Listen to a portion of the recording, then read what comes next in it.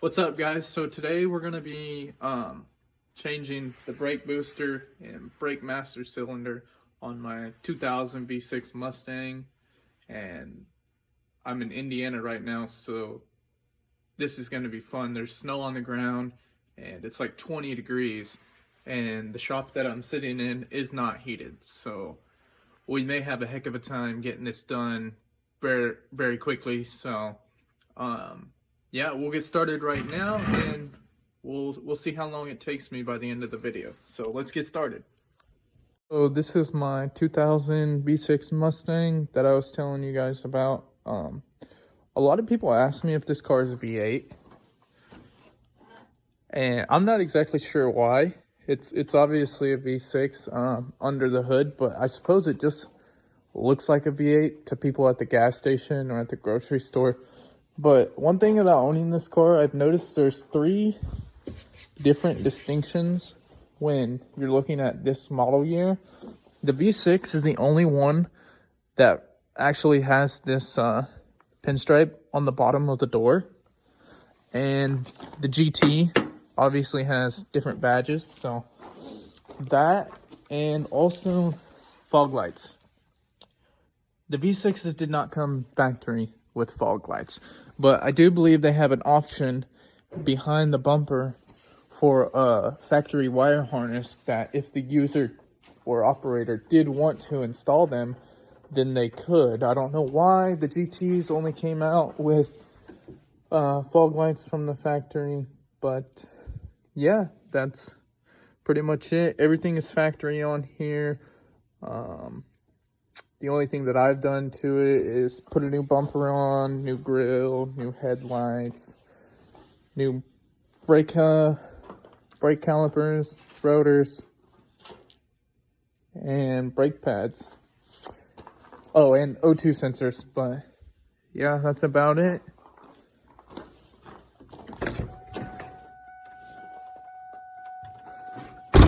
Got a lot more I want to do to it, so if you guys like this video and you want to see more car videos, I do plan on replacing this front fender because the person who owned it before me, they got into a crash, so we're going to get that replaced soon. And hopefully some new wheels and tires. And eventually I want to get LED headlights because, I mean, while these do look nice as factory, they're just not my style, so we're going to get something else. So to start off, we got our brake master cylinder. We got both the leads for the, or the ports, I should say, for the brake lines. There's only 2 on my car. We have the brake sensor. I think that's, I don't know if that's the ABS sensor or not. I'm gonna have to look that up, but obviously the reservoir. And then on this master cylinder, there's a piston inside of here. I'll put a picture in the video, but basically this part on my car, there's a rubber seal right here, like an O-ring, that is practically trashed on my car, and that's the whole reason for replacing this part. And I had assumed that since this is a pneumatic brake booster, that perhaps some of the brake fluid came out the back of this this piston on my car and actually leaked into the brake booster. So I'm going to go ahead and replace that as well. We also, of course, got the dot 3 because that's what my car takes. And I was lazy, so I went ahead and picked up, you know, these bleeder tubes, because you do have to bench bleed the master cylinder with these type of fittings that just thread into the ports, and then you'll run your lines into the reservoir. So I'll show that more in depth here in a minute. All we got is a 14 and a 13. So there's obviously 2 bolts right here for the reservoir or the master cylinder, and then there's 4 bolts on the back. You'll figure out which one is which. I believe those are 14 and these are 13. This is the side that actually goes to your brake pedal. So your brake pedal will connect here. That gives you force and pressure inside of this tank that has basically a diaphragm in it, so it runs off of vacuum pressure from the intake manifold on your engine and creates a force when the brake pedal is pushed to push air towards the master cylinder that will then push this piston inside of this cylinder here, and that's what creates force to push the brake fluid into your calipers. I am under the impression that these multiply the force. So let's say you put 5 pounds of pressure on your foot pedal. And I don't know if there's necessarily an accurate way to measure that, but then this may put out like 7 pounds of pressure to the calipers. So yeah, we'll get started on that, and I'll show you guys what mine looks like right now, because it's not very healthy. As you can see, this is the bottom of my brake booster, and it does have some leaking fluid. Most of it's dried up since I let it sit overnight, but it is leaking at the bottom of the master cylinder, so that's the reason for replacing this. And I mean, it's really dirty, so it's been making a lot of noises every time I press on my brake pedal. So a lot of that fluid is moving forwards inside of this piston, and when I let off the brake pedal, you'll hear all the fluid slosh back because that O-ring, that seal, is not blocking the passage inside of that cylinder, so it's allowed to move backwards. And I think that's the reason for replacing the brake booster too. So we'll go ahead and get this off. I'm not going to show too much of that just because it's obviously, 2 bolts on either side of the master cylinder, 4 on the back of the booster, and I mean technically 6, but these are more like bleeder screws, so they're going to lead to your brake lines. This is all new to me, so I haven't ever touched this or replaced it. I would believe the back one goes to your back 2 calipers and the front one goes to your front 2 calipers, but I won't know that until I Google it. So yeah, we'll come back when it's all off and I'll show you what it looks like. So I found a flashlight so you can see better. You can pretty well see on the bottom of the booster after I pulled the master cylinder off that there's a lot of fluid down there. And that was all leaking out every time I would press on my brakes when I was driving. Also, I forgot to mention, when you are getting ready to take this booster off, the 4 bolts on the back that hold it on, that bolts up to the firewall, are actually under the dash behind the firewall. So not on the inside right here, but you'll actually have to get inside the vehicle and you should be able to see them underneath the dash. So right here under the dash, I've got my flashlight pointed to the back of the booster right here. This is where the brake cable connects. There's a bolt here, a bolt here, a bolt up there, and there's one more on the back side of that. So yep, it's that simple. I think, I'm not exactly sure if this is a wing nut or if this is a pin that needs to pull out to disconnect the brake pedal. We'll get ready to do that right now and get her pulled out and see what it looks like. Yeah, so I suppose this is a pin that disconnects right here, and it should let the brake pedal slide off.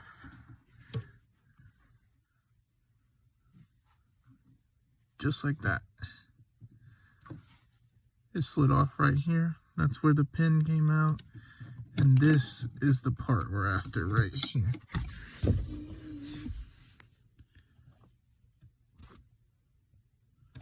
Yeah. So that goes to the booster. Alright, so I was having a little bit of trouble getting the brake booster out from the engine bay, because the back of this was getting caught on these holes right here, and so it wasn't allowing the brake booster to maneuver properly and get a good angle so I could pull it out from the top. And so what I did was I dropped this 10mm bolt from the brake assembly right here. This is the whole assembly. It goes to the pedal, the sensor, everything. So you can see it's one piece. And if you just take that out, it gives you just enough wiggle room to get the back of this booster out into the engine bay. So if you're having trouble with that, it's just one 10mm bolt that you can take out, and this whole thing ideally should come out. There we go.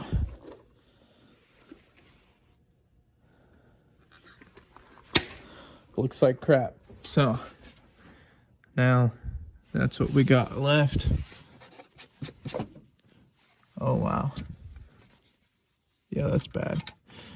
Get all this cleaned up. You can see how all of that old oil was starting to drip down. It was leaking out of the, and this is what I was talking about here. So you can see these things, how they have this flange on the back of them, so to speak. And that's what was stopping that bolt from fully coming out of this hole. So you couldn't necessarily move the brake booster around. It was only going forward and backwards when I needed it to come upwards. And these things was stopping it from doing that. So we got both of our brake lines here. Gonna go ahead and put the new one on and see how it looks. So I finally got the new bolts or the new nuts on the back of the brake booster. Have to reconnect the brake pedal, and to be completely honest with you, if I had to do that again, I would probably drop this steering column as well as the brake assembly, because that was a pain in the ass. So now we're just working on getting these back on.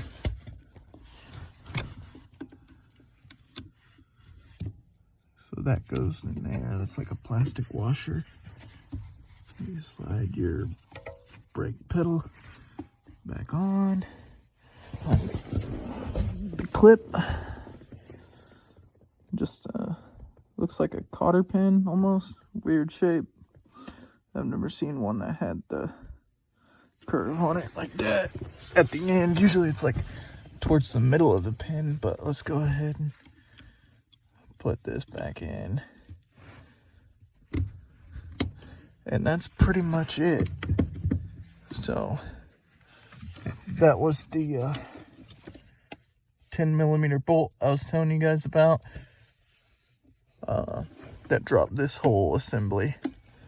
And then if you're ever doing this on your Mustang of the same year, I'd probably take that off too, because it just slides off. You unbolt that, slide off, and it makes everything back there a lot easier to get to, but I still managed to do it.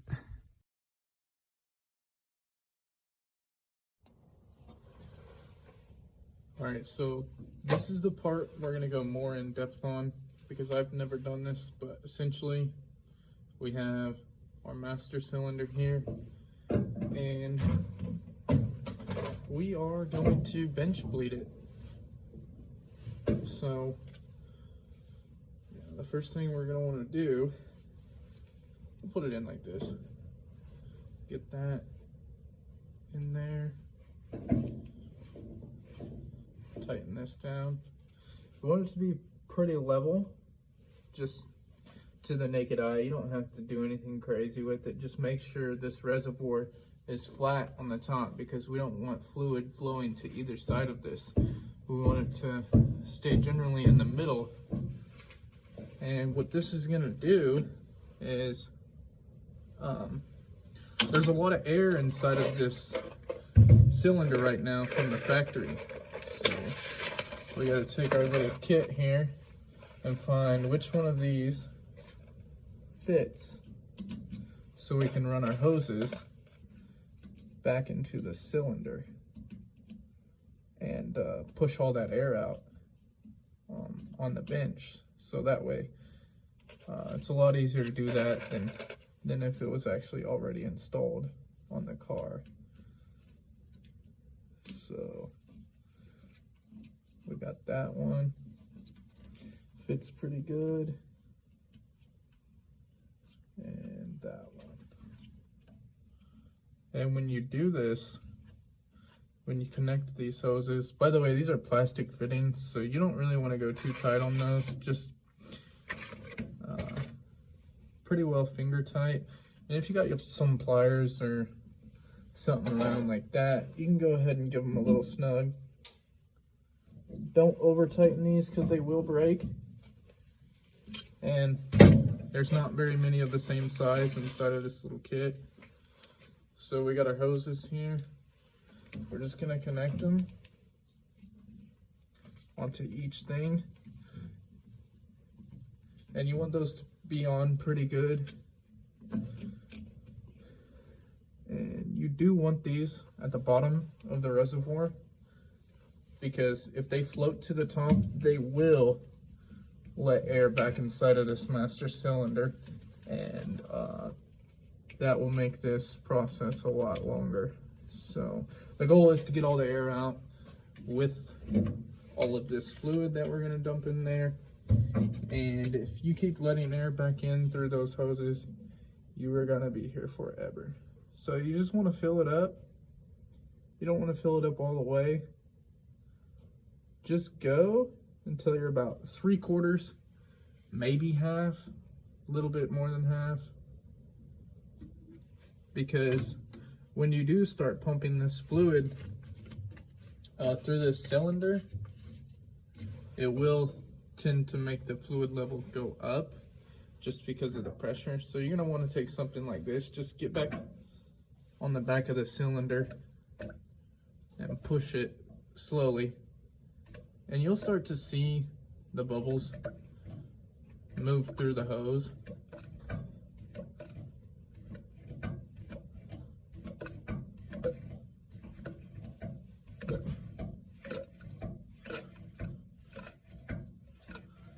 I don't know if you can hear it, but I can definitely see the bubbles moving. And I can see them coming out on the top. So you can take a look at what we have in the lines. All of that air needs to come out. And if you take a closer look in there, you can see the tiny bubbles. Those are all air bubbles. So we can go ahead. I think I need a little bit more fluid.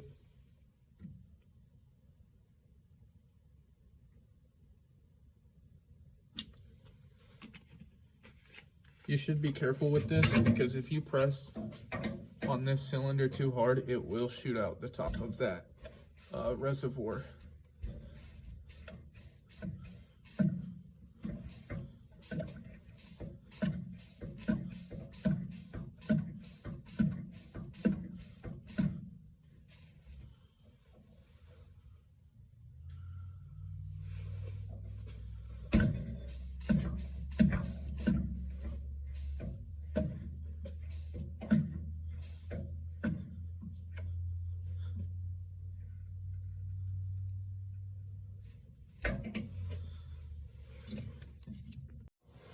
So I figured out that one of these fittings was leaking right here on this front port. So I had to take it out, put a new one in, and get this hose reconnected. But essentially we got all the air cleaned out. of the lines. There's hardly any bubbles moving around in there. I mean, there's some very tiny ones, but nothing that's really gonna affect how much you brake.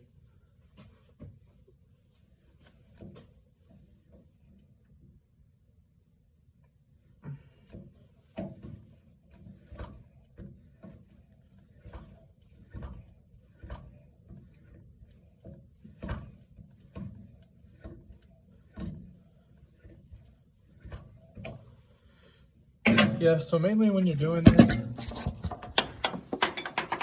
you just want to look for leaks right here and right here, or however many ports you have on your car. I know they're all different, so you can trace these lines. You can't see any air in them. That's what you want.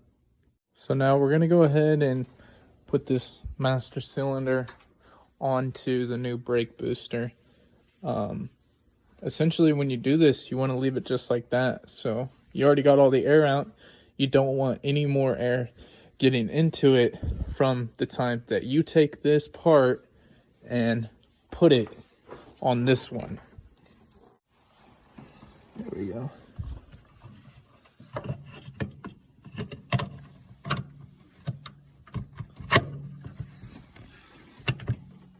Make sure it's a good fit.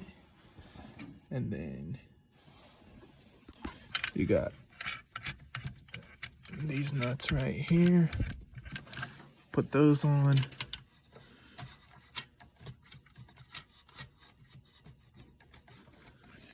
And from this point forward, the next thing that we're gonna do is tighten these down. Take our hoses off. And when you take these screws out to get your brake line back in the port, you want to do it really quickly, just so you don't let as much air back in and you're not going to leak a bunch of fluid down onto the paint down there. So, and then after you get that done, you'll take the cap off of this vacuum port here, and you'll take your vacuum line from the intake and put it back on here. This is what I was telling you guys about earlier. This vacuum line actually does go from your air intake to the top of your brake booster, which feeds power into the booster. Makes it more effective. Basically, when you press on the pedal, you're going to bring air out of the intake and push it into the booster, and that's what pushes pressure into the master cylinder. Not only that, but this line is constantly running into this booster. It's only until you actually press on the pedal that the power inside of this is amplified, and it pushes this master cylinder a lot easier than if you were strictly pushing from the pedal to the master cylinder. So it's basically like if you were to jump on the ground up and down a couple times, and you could only jump about 2 feet, and then you got on a pogo stick, and then you jumped up and down on the ground on the pogo stick, and now you can jump 6 feet. You know what I mean? So it just makes it more powerful. So now we got our vacuum line reconnected, our bolts tightened down, sensor plugged back in, brake lines are tight, fluid levels about 3/4. We could probably go a little bit more up to full. And then I do believe that we still need to somehow bleed the brake lines that are going to the caliper. So there's full right there.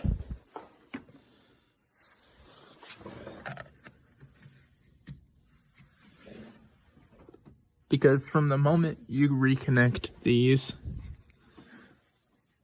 there will be a little bit of air in them just because you took them off. But I think we should be able to disconnect, or at least loosen these ones up There's 4 down there, 2 on each side, to let the air out of this line. You don't want to take it fully off, just because you'll let air into this line. But you should have enough pressure to push on the brake pedal a little bit to push the air out of this brake line. And just put a towel down there, let it drip, and then retighten these very quickly. And you should have all the air out of the lines, because you don't want to, it'd be a waste of time to take the wheel off and bleed the caliper, and then you got to do that to all four tires. But that's what it looks like. So if you're anything like me and you get everything, you know, mounted up, and you get all the bolts back on and everything, and your car doesn't shift out of park because for whatever reason you think you know everything like I do. No, I'm just kidding. But I was a airhead and forgot to put the park switch back onto the pedal alignment. So this little thing right here, I had to Google it, but this thing right here, when you press the brakes, it lets the car know that you're pressing on the brakes and allows you to shift it out of park. And when you let go of it, it releases that electrical signal, so it's not making contact, which lets the car know, hey, we can't go out of park. So I was a little bit dumb and forgot to put this back on, so I guess we can go ahead and put this back on the pedal. Essentially is what part this goes on. So we got the connector switch back on. That should do it. We'll see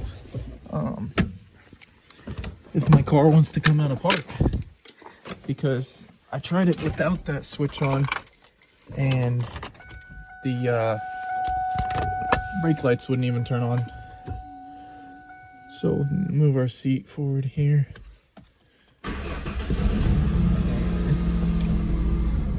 Would you look at that? Just as simple as I thought it would be. But yeah, we have good brake pressure now. I'm gonna try to see if I can go drive it, see what it feels like. I don't hear any weird noises, so I think everything's good to go.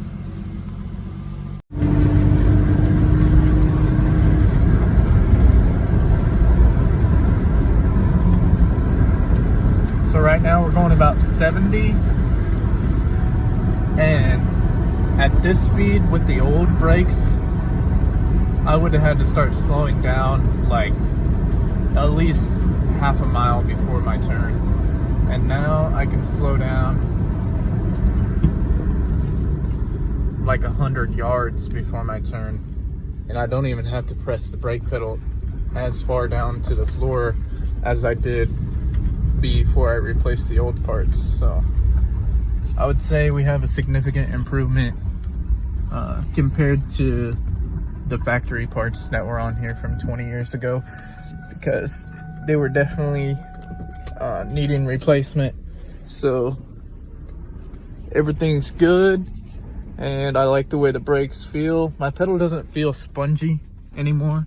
It doesn't feel like I have to push it towards the ends of the earth just to slow down, you know what I mean? So I can press the pedal down maybe about a quarter of an inch, a half an inch, and it's already getting contact, getting brake pressure immediately after I apply the brakes, which it wasn't doing that before.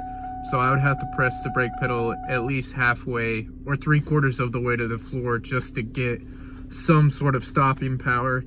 And that's pretty much it. That wraps it up, guys. So I guess however long this video is, essentially how long it took me, a little bit more than that, because I was going back and forth from recording, taking pictures, and then just trying to find all the tools that fit, because the first part of that was, like I said, the brake assembly. The frame that actually holds the pedal and the pedal sensors on there. I didn't know you had to take that down just to get the brake booster out of the engine bay. So that was the first thing I didn't know. The second thing I didn't know was that that little switch was actually the parking switch, so my car wouldn't come out of park. And then that's when I showed you guys, like, hey, make sure this is back in the correct spot. Like, somewhere along the lines I missed a step, and that was one of the steps I didn't do. So this was my first time doing this. Thanks for watching, guys, and I hope to see you on future builds.